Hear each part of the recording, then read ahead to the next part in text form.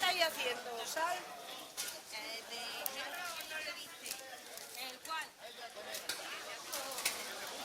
Buenos días. Buenos días, ¿qué tal? Estamos ya. Ya me imagino. Pues ya estoy aquí.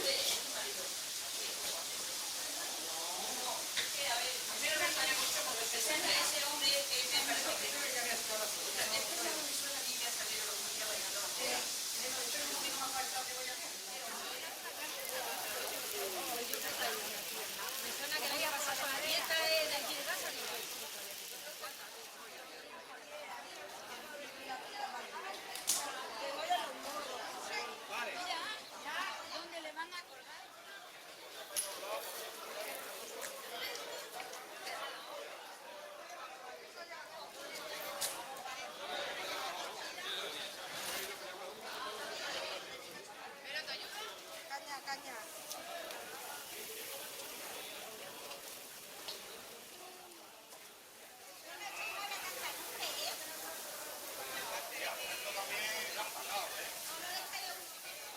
Estamos preparando el sofrito para la vaquilla.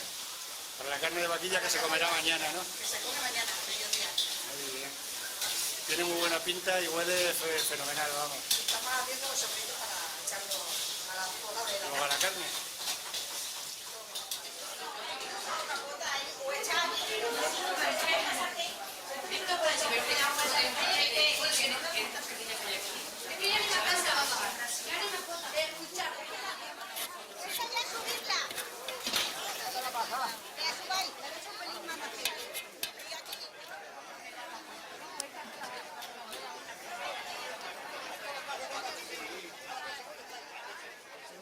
No pasa nada, ¿no? Carnaba un poco. Sí, lávala y le echamos un par de a cada una.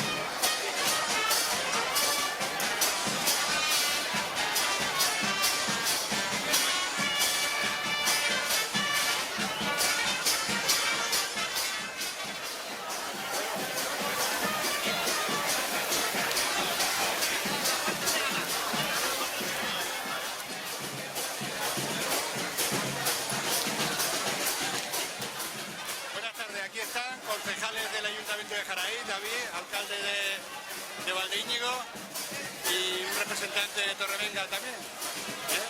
David, ¿cuánta gente esperas esta mañana y esta tarde? No podemos decir... Pero mucha, porque ahora mismo hay más ambiente que otros años.